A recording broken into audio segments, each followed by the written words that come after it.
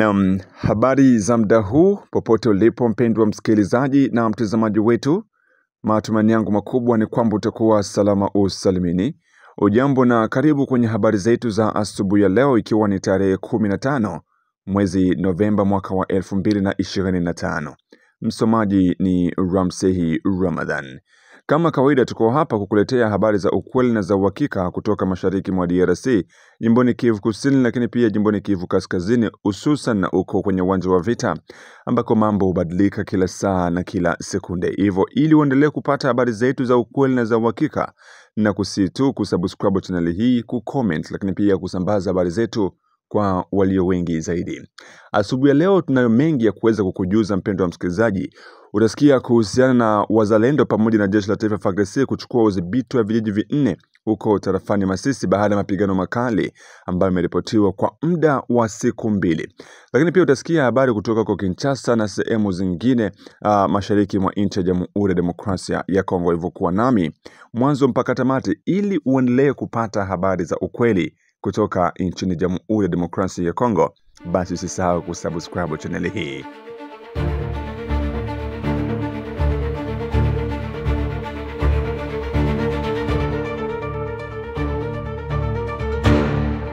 Naam, kama kawaida mpendwa msikilizaji na mtazamaji wetu, natumai uko salama usalimini. Na sasa tuingie katika uchambuzi wa habari zetu za asubuhi ya leo, na habari kutoka uko kwenye uwanja wa vita. Kama unavyofahamu, hali inaendelea kuwa tete kwenye uwanja wa vita kati ya vikosi vya wahasi na vikosi vya jeshi la taifa FARDC wakisaidiwa na wazalendo. Naambiwa kwenye uwanja wa vita mambo yanazidi kubadilika kila kukicha, licha ya kuwepo kwa makubaliano ya kuhusisha vita mashariki mwa DRC, lakini uko mambo yako tofauti kabisa. Tufungue kurasa wetu wa habari na habari kutoka kwa Masisi, ambako katika uchifu wa Oso Banyungu wilayani Masisi mkoani Kivu Kaskazini, vijiji vya Ndete, Mulema, Luke na Kishonja vimeripotiwa kurejea tena chini ya udhibiti wa majeshi ya serikali baada ya mapigano makali yaliyodumu kwa muda wa siku 2 mfululizo kati ya wahasi wa AFC M23 na vikosi vya jeshi la taifa FARDC wakisaidiwa na wazalendo. Kwa mujibu wa vyanzo vyetu kutoka maeneo ya mapigano, imesema kuwa operesheni hiyo ya kurejesha vijiji hivyo ilianza usiku wa kuamkia Jumanne mara baada tu ya majeshi ya serikali FARDC yakishirikiana na vikundi vya wazalendo kufanya mashambulizi ya anga kwa kulenga ngome za waasi katika eneo hilo. Mashambulizi hayo ya awali yalitoa nafasi kwa jeshi kufanya operesheni za ardhini iliyolenga kuvisafisha vijiji hivyo vilivyokuwa chini ya udhibiti wa wahasi wa AFC M23 kwa takribani mwezi mmoja sasa. Sauti za milio ya silaha nzito na nyepesi ziliendelea kusikika Jumanne na Jumatano, ishara kuwa mapigano bado yalikuwa yakiendelea katika baadhi ya maeneo ya mashambani. FARDC pamoja na wazalendo walitumia makombora mazito ili kuondoa waasi waliokuwa wamejipanga kwenye vijiji hivyo. Habari kutoka kwa walio karibu na eneo hilo zinaeleza kuwa waasi walijiondoa na kujipanga upya kuelekea maeneo ya Kasopo na kuacha vijiji vyote vinne chini ya udhibiti wa jeshi la taifa FARDC pamoja na wazalendo. Kutokana na mapigano hayo, kumekuwa na wimbi la wananchi waliokimbia makazi yao. Baadhi ya wakazi wamekimbilia porini wakitafuta usalama, huku wengine wakielekea katika vijiji jirani, hususan katika kundi la Walao Yungu iliyoko wilayani Walikale. Hata hivyo, hali yao ya kibinadamu katika eneo hizo ambazo wanajihifadhi sio shwari zaidi, kwani wanakabiliwa na ukosefu wa mahitaji muhimu kama chakula, malazi na huduma za afya, huku mashirika ya msaada yakiendelea kufuatilia hali hiyo kwa ajili ya kuangalia namna ya kuweza kutoa msaada zaidi. Mashambulizi ya anga yaliyofanywa na FARDC dhidi ya ngome za wahasi wa AFC M23 imepelekea majeruhi mengi na vifo, licha ya takwimu rasmi hazijatangazwa kutoka kwa mamlaka husika. Lakini kuna baadhi ya video ambazo zimeweza kushikwa zikionyesha jinsi gani maiti zikiwa zinatolewa ardhini, lakini pia majeruhi wakisafishwa wakipelekwa moja kwa moja hospitalini. Na kama wanavyoweza kusikiliza audio hii hapa, wakizungumza kuhusiana na wale ambao waliweza kufariki kwenye mashambulizi hayo yaliyofanywa na jeshi la taifa FARDC dhidi ya ngome za wahasi wa AFC M23. Ndugu yangu, tuko Mungu kama panataka wewe kukufa, kama siku yako bado hapa na kufa, sisi tuko mmepona, lakini wengine Mungu amebeba, na mkubwa ya kwetu sio mekufa. Gilgori mekufa. Mfando koti sijaona, sisi bado jua sema mfando koti iko. Sijui amekufa, sijui bado. Ulukupita amekufa. Okori amekufa. Lada Laskopolo, si ndio? Amekufa. Watu mingi, lakini wengine wakina Kenge amepata masara. La Konyero amekufa. Alafu nani huyo mwenye amepata masara mwenye iko hapa? Message sifaa kwa simu. Simu. Tena kwa jali ya kwako hiyo. Amenyitoni amepata madhara kwa mkono. Alafu ingine products ingine kwa mguu, ingine kwa matako. Huko fire, ndugu yangu alikuwa fire, sio fire. Sisi tulikuwa tumeingia kwa ambush ya watu. Tuliona defense. Kumbe watu yeye umetambua sisi tangu ndi tuko kufanya nini? Kwenda kufata hawa. Sisi tulilala, alikuwa sio mbali sana na sehemu hawa alikuwa amelala. Hawa kaweka defense yao huko. Sasa anaweka defense, anawanesa na tunubaru. Anti defense ndio ile. So kumbe wengine anakaa katikati hapo kama anapiga distu, lakini wengine wamefanya ero tangu tukaingia mara moja kujenga. Alikuwa anaangalia namna sisi tulikuwa najenga silaha kubwa hizi, hata kwanza kupiga wala menyamaza mara moja, akaanza kupiga. Sasa hapo hakuna namna sisi na flank, hakuna namna sisi nafanya nini, kila kitu yote wanasikia. Sasa natoka pale mbele, natoka pembeni, muko katikati. So akasindikana. Sasa hapo mwenye alifaulu kukimbia ndio mwenye wako sahihi. Tuko na fande nani peke yake, Fando Kwera captain na Gaba ndio tuko, lakini wengine yote na silaha kubwa yote, silaha kubwa yote 12,000 60 82 ameenda, lakini ndege alikuja kapiga, lakini bado chaji. Sisi tuko hapa kwa nani, tulitembea distance mrefu ndugu yangu, kama 30 kilometers. Wanyamrenge hawana shukurani. Watu wamepokelewa katika nchi ya Kongo, wanaishi mule Kongo, wanatajirikia mule Mkongo. Leo wanapanga njama za kuua Kongomani, wanapanga njama za kunyang'anya Kongo. Ewe kama nafikiria kwamba Mungu hayupo,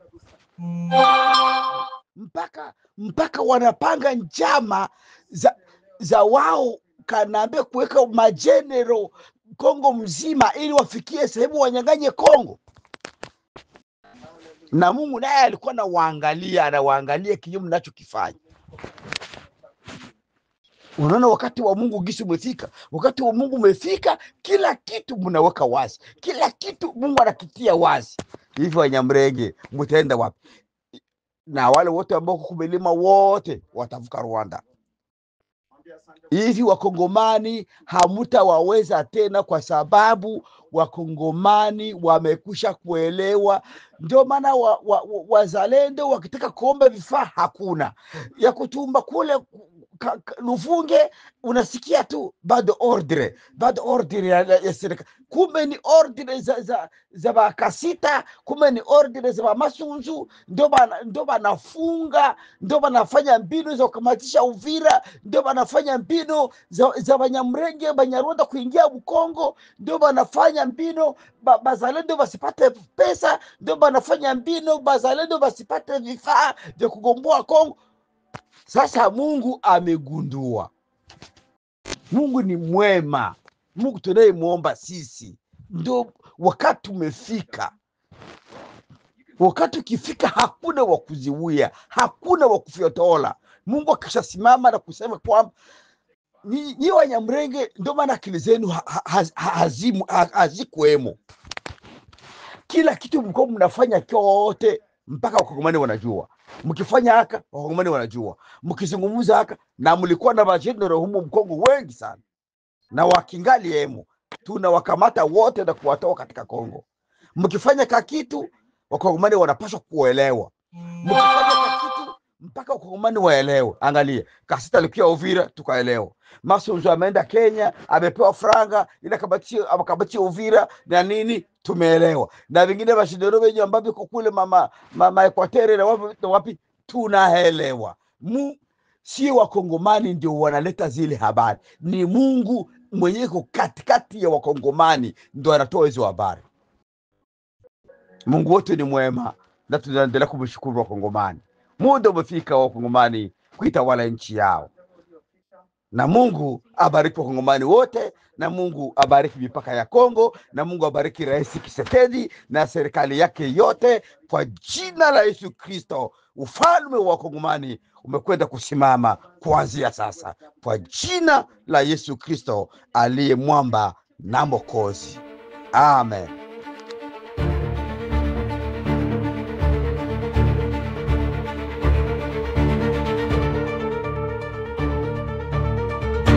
Kama nilivyokuambia kwamba kwa kwenye uwanja wa vita watu hawalali, ni hivyo mpendwa msikilizaji. Tukisalia tu uko jimboni Kivu Kaskazini, ni kwamba utulivu wa muda mfupi umeanza kurejea katika maeneo ya Kashunga iliyopo katika uchifu wa Bashili wilayani Masisi mkoani Kivu Kaskazini, baada ya mapigano makali yaliyoshuhudiwa siku ya Ijumaa tarehe 14 Novemba kati ya wahasi wa AFC M23 na vikosi vya Wazalendo. Kwa mujibu wa vyanzo vya eneo vinasema kuwa mapigano yalianza majira ya saa 11 alfajiri wakati Wazalendo walipotekeleza mashambulizi dhidi ya ngome za wahasi katika mji huo uliopo kwenye barabara ya Mweso Kalembe. Hadi saa 3 asubuhi milio ya silaha nzito na nyepesi endelea kusikika katika maeneo ya Kashunga, ikithibitisha ukali wa mapigano hayo. Vyanzo hivyo vinaripoti kuwepo kwa vifo na majeruhi miongoni mwa pande hizo mbili za wahasi na Wazalendo pamoja na raia, japokuwa idadi kamili haijawekwa wazi bado. Baada ya takriban saa 4 za mashambuliano, Wazalendo wameripotiwa kujiondoa kutoka katika maeneo ya Kashunga na kuacha tena eneo hilo chini ya udhibiti wa wahasi wa M23. Tukumbushe kwamba wahasi ndio walikuwa maeneo hayo ambako Wazalendo walikuja kuwashambulia kwa lengo la kutaka kuondoa, lakini baadaye Wazalendo walirejea nyuma kidogo kwa ajili ya kujipanga upya na kutekeleza mashambulizi. Hivyo tunaendelea kufuatilia taarifa hii kwa ukaribu zaidi ili tupate kukuletea kile ambacho kinaendelea. Wazalendo pamoja na jeshi la taifa FARDC wana lengo la kuweza kusonga mbele na kukomboa maeneo yote ambayo wahasi wa AFC M23 wanadhibiti huko jimboni Kivu Kaskazini, kutokana na kile ambacho nakiita operation ya kusafisha na ukombozi wa miji yote ambayo inadhibitiwa na wahasi wa AFC M23.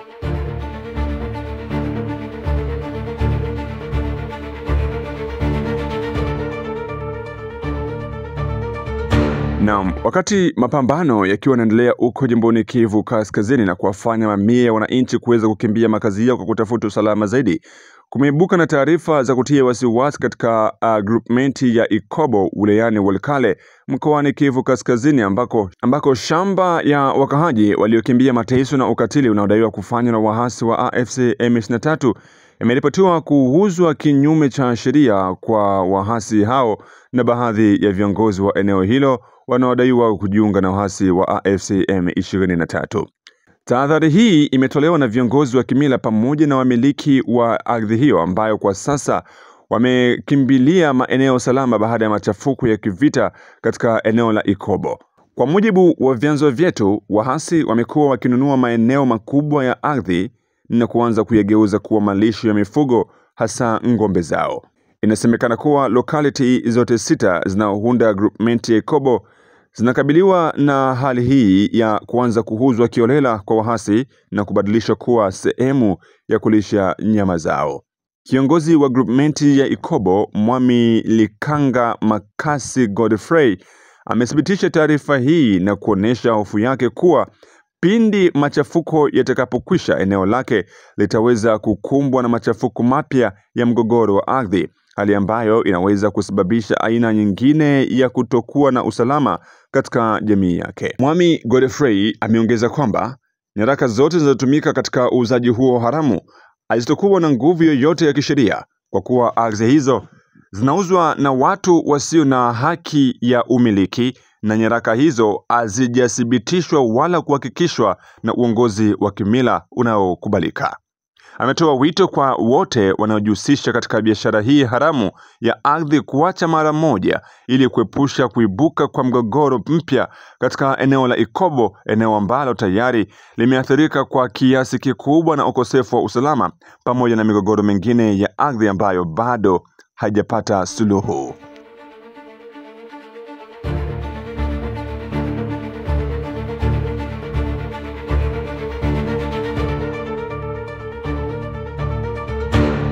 Na tukijelekeza kwenye mkoa wa Kivu Kusini ni kwamba mapigano mapya yamezuka Alhamisi tarehe 13 Novemba mwaka wa 2025 kati ya wahasi wa AFC M23 na wazalendo katika wilayani Kabare, mkoa wa Kivu Kusini.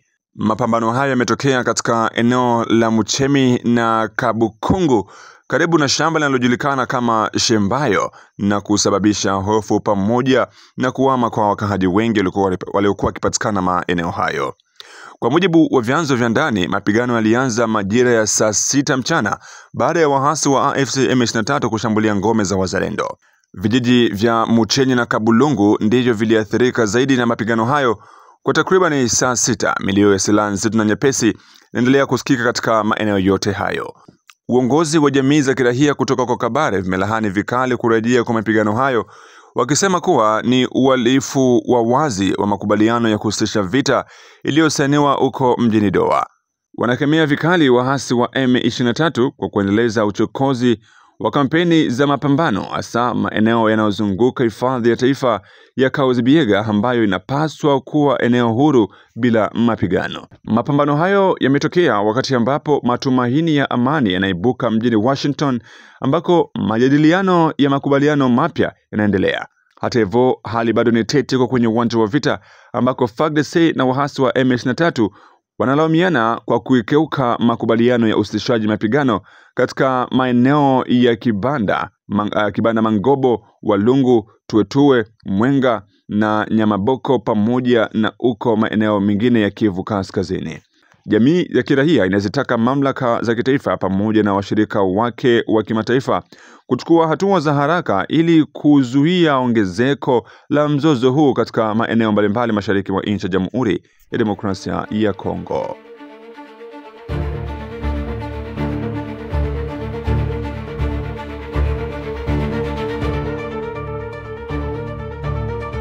Na mpendwa msikilizaji na mtazamaji wetu, ikiwa ni mara yako ya kwanza kuweza kujiunga nasi, fahamu ya kwamba endelea kusikiliza taarifa ya habari katika lugha tukufu ya Kiswahili ambayo inasoma kwenye nami Ramsey Ramadhani. Matangazo yanapata moja kwa moja kupitia mtandao wa kijamii kama vile Facebook na YouTube ukiandika Amani TV Media. Basi hapo utakuwa unajiunga nasi pasipo na tatizo, lakini pia unayapata matangazo yetu vema kabisa kwa Shabunda kupitia Radio Mutula FM. Na sasa tuelekeze uko bungeni jijini Kinshasa ambako mbunge Aime Bondi Sankara amechaguliwa Alhamisi tarehe 13 Novemba kuwa rais mpya wa bunge la taifa. Uchaguzi huu ulifanyika kwenye kikao maalum cha bunge na kufuatia ushiriki mkubwa wa wabunge. Kwa mujibu wa matokeo rasmi yaliyotangazwa na seneti ya bunge, Aime Bonje alipata kura 413 kati ya wabunge 423 waliopiga kura, huku 10 zilizokabiliwa kuwa ubatili. Kwa ushindi huu wa kishindo, alichukua nafasi ya Vital Kamerhe aliyejiuzuru tarehe 22 Septemba kufuatia petisheni ya wabunge 262 waliokuwa wakimtaka ajiondoe katika wadhifa huo. Aime Bonje si mgeni katika jukumu la kitaifa. Kwa zaidi ya miaka mitatu aliwahi kuwa waziri wa nchi kwenye dhamana ya bajeti, nafasi aliyotumia kusimamia mageuzi mbalimbali katika usimamizi wa fedha za umma. Hadi hivi karibuni alikuwa waziri wa nchi wa viwanda katika serikali ya Sumino ya pili. Tarehe 21 Oktoba, Bonje aliwasilisha barua yake ya kujiuzuru kutoka serikalini ili kurejea katika kiti chake cha bunge, hatua iliyompa fursa ya kujiinua rasmi nafasi ya urais wa bunge wa kitaifa, nafasi ambayo sasa amepata kwa uungwaji mkono mkubwa na wabunge wenzie.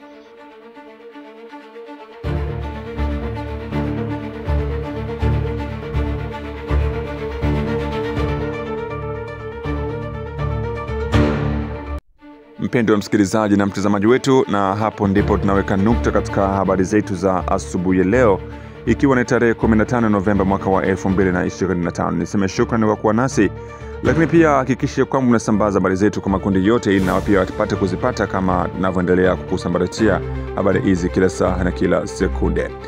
Kwa hivyo mpendwa msikilizaji, na kuaga tu kwa kusema bye bye, tukutane tena katika taarifa zetu za hapo baadaye. Kwaheri.